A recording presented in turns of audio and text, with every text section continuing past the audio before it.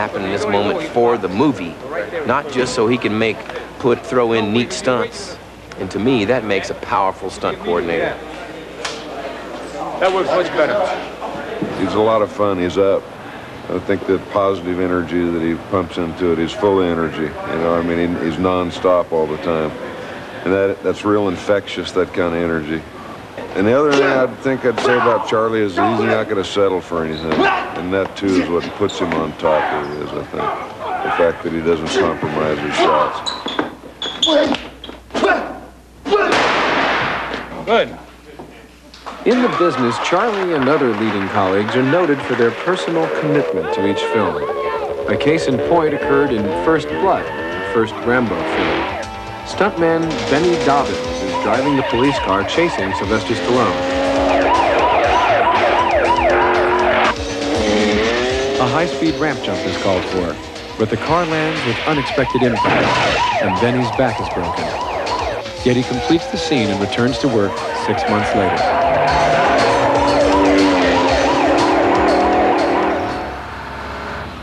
Benny continues working as a foremost stunt coordinator, and along the way becomes mentor to a new superstar.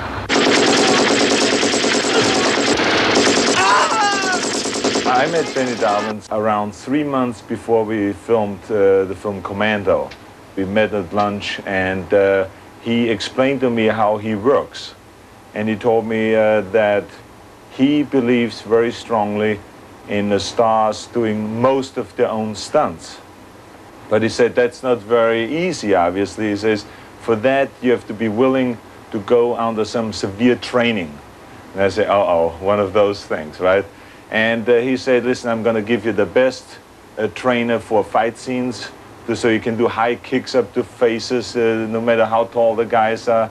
I give you guys to teach you how to jump off buildings and do all in the airbag. So to me, Benny Dobbins was a very, very important person in my career because he enlightened me to all these things about stunts and about courage when you do stunts and training for it.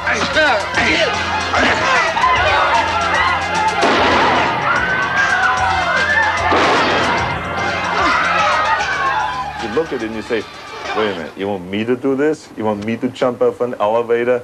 20 feet down into this airbag, wait a minute, yeah. But the way he did it was in a very casual way, and he jumped, and he says, you see, it's a piece of cake, try it, come on. And I remember one stunt we did on Commando where I had to kind of run through a French door. I never got hurt with Benny Dobbins coordinating the film. They were dangerous stunts, but I never got hurt. And I think if it wouldn't have been for Benny, I wouldn't have been making movies today because I would have broken many bones by now. Red Heat would be their last picture together. The film is dedicated to Benny. Because he died on the film while he was working. He died during a scene where we were out in the snow, freezing cold during the fight sequence. And he literally died putting wooden boards out there in the snow so we don't have to freeze our ass off with our feet in the snow. While he was doing that work, he passed out and then he never came back. You had to admire the whole Benny Dobbins, which is also the way he talked about his family, the way he loved his wife, the way he loved his children, that usually you don't see much in this town. People talk about, me, me, me, me.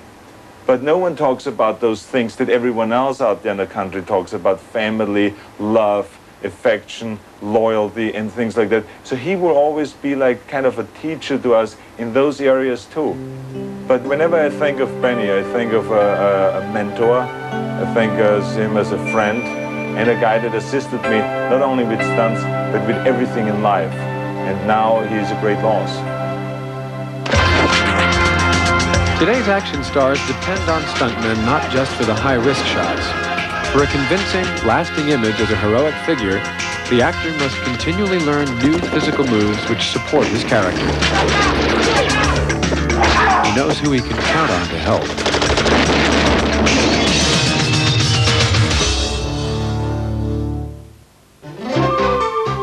The automobile. An invention, like the movies themselves, identified with America's fascination with speed and adventure. But it wouldn't be until 1968 and this revolutionary sequence in Bullet that the car chase took a cultural turn. The steel horsepower of the hero was now pitted against the villains, and the violent car chase became the staple of virtually every action film and television series.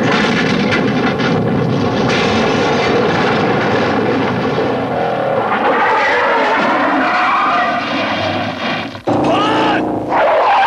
20 years after Bullet, there seems to be no diminishing of the audience's craving for car duels, however fantastic.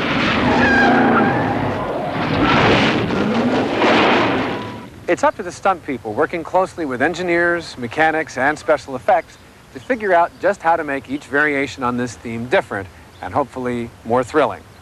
Advanced safety techniques have been essential. And in a 1976 feature, Moving Violations, an insurance company would collaborate with the producer for the first human test of the airbag. Stuntman Vic Rivers hit a 16-ton concrete wall at 35 miles an hour.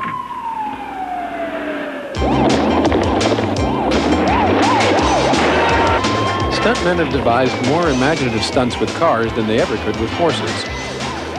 And in The Electric Horseman, a first-of-a-kind gag is pulled off by Roger Creed on the bottom and Conrad Palmisano on the top. It might look simple, but it wasn't. A good stunt person, to me, is somebody who is careful, not crazy, is calculated, people who don't panic. Now this time we're going to take the 600. Conrad Palmisano supervises the recreation of actual car races for the film Heart Like a Wheel. He's recruited the best stunt drivers and technicians for several high-speed accidents, which were part of Shirley Muldooney's record-setting career. Shirley is played by actress Bonnie Bedelia, who in turn will be doubled by stuntwoman Carrie Cullen for the film's most dangerous sequence. She's probably doing between 110 and 120 miles an hour.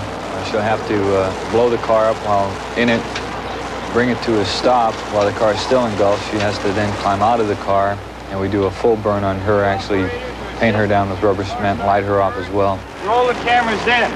Please be on your toes. You know she won't be able to see very well. There's no pictures worth injuring somebody or killing them over, so that has to take precedence above and beyond all. Thank you. All cameras, all cameras. He's rolling. Roll all cameras.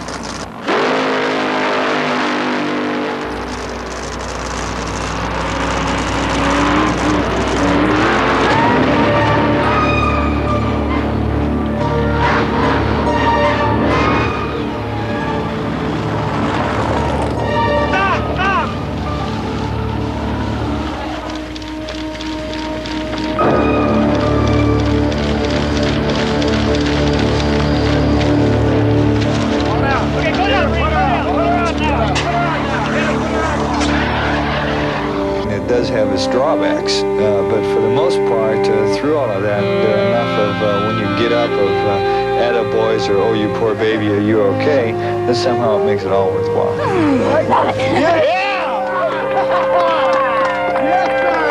Carrie Cullen survived unscathed. But who's going to come to the aid of Kathleen Turner in Romancing the Stone?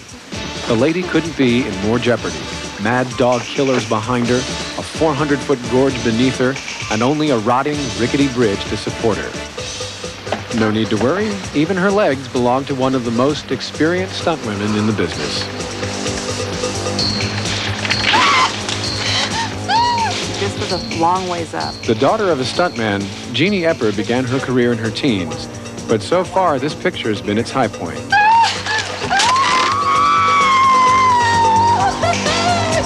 And it was challenging, fun, scary, it was everything. It was probably the most ultimate of all of my emotions that I have felt since I've been in the film industry. You know, all in one film. You bet! Michael Douglas also clearly remembers. It was a sequence that I think the audiences had a lot of fun with, but I know Jeannie Eppert's got a lot of black and blue marks to talk about it. We never tested anything on the show. We tested it on film. And since I was the one, if you notice in the film, that did all the stunts first, because that's what happened. Kathleen just happened to do the mudslide first. The swing